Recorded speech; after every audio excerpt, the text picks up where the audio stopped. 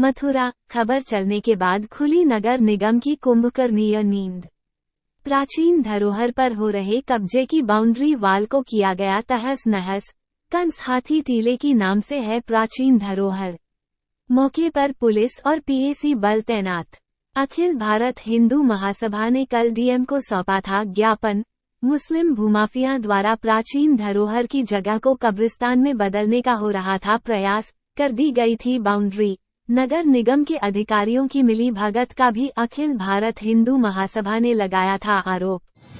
जी sir, बताएं, आज निगम के द्वारा अतिक्रमण हटाओ अभियान चलाया गया है, क्या मामला है? जो ये हमारे आप देख रहे हैं अमरनाथ विद्यालय के पास ये टीला के नाम से, जिसे प्रचलित नाम हाथी टीला है, उसके राजस्व विलेखों में हमारी 14 हेक्टेयर लैंड है। वो 14 हेक्टेयर लैंड हमारी जहाँ हम रास्ते पे खड़े हैं वहाँ से शुरू होकर और आखिर तक जाती है। उसी में जो एक बीच के हिस्से में, कुछ हिस्से में कब्रिस्तान है। हमने कभी कब्रिस्तान में चूँकि कफन दफन का काम होता है तो हमने कभी उन लोगों को डिस्टर्ब नहीं किया, उनके पोजीशन में हमने कभी इंटरफेयर नहीं किया।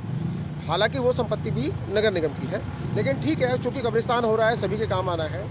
कब्रिस्तान की आड़ में कुछ लोगों ने होली वाले दिन यहाँ पे बाउंड्री करना शुरू कर दिया।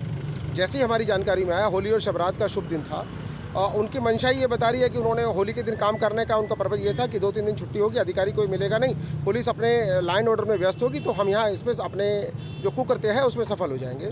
हमें जैसी जानकारी मिली, हमने पुलिस का सहयोग लिया। पुलिस का सहयोग लेकर अपनी एटीएफ के साथ मैंने उसी दिन 7 तारीख को होली के दिन जो बाउंड्री यहाँ करीब 30-40 फीट बन गई थी उसको मैंने हटवा दिया, उसके फोटोग्राफ लिए। लेकिन इन लोगों का शायद मंशा ही ज़मीन पर कब्जा करने की थी नगर निगम पे। ये अपने कब्रिस्तान की संपत्ति तक सीमित नहीं रहना चाहते थे, तो इन्होंने 8 तारीख को रंग वाले दिन, इन्हें पता है कि रंग वाले दिन फिर फोर्स नहीं मिलना, अधिकारी नहीं मिलेंगे। 8 तारीख की शाम से इन्होंने फिर काम शुरू कर दिया और कल शाम तक ये कंटिन्यूस काम कर रहे थे।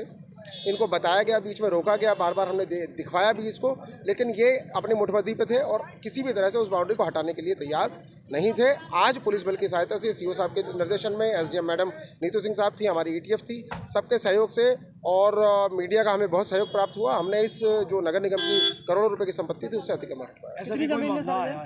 ये टोटल जमीन लगभग 14 हेक्टेयर है, लेकिन जिस जमीन से कब्जा हटवाया लगभग 20 से 25 हज़ार मीटर है। और जगह अतिक्रमण हो रहे हैं, उनको लेकर क्या कहेंगे? देखिए, कुछ चीज़ें ऐसी होती हैं कि जो खाली हैं, कहीं किसी ने गाय बांधा, भैंस बांधा, वो अतिक्रमण नहीं है। अतिक्रमण बेसिकली कहीं अगर कोई निर्माण प्रारंभ कर दिया गया, अतिक्रमण 2 तरह का, स्थायी, अस्थायी।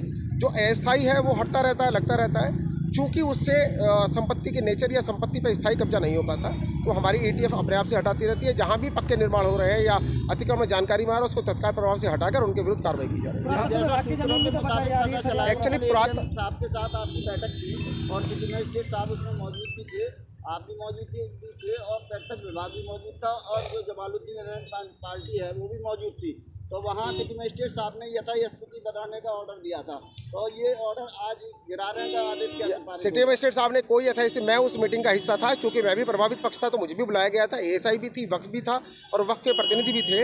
वहाँ पे सिटी मजिस्ट्रेट साहब के द्वारा साफ साफ ये कहा गया था कि 7 तारीख से पहले की पोजीशन आप कर दीजिए।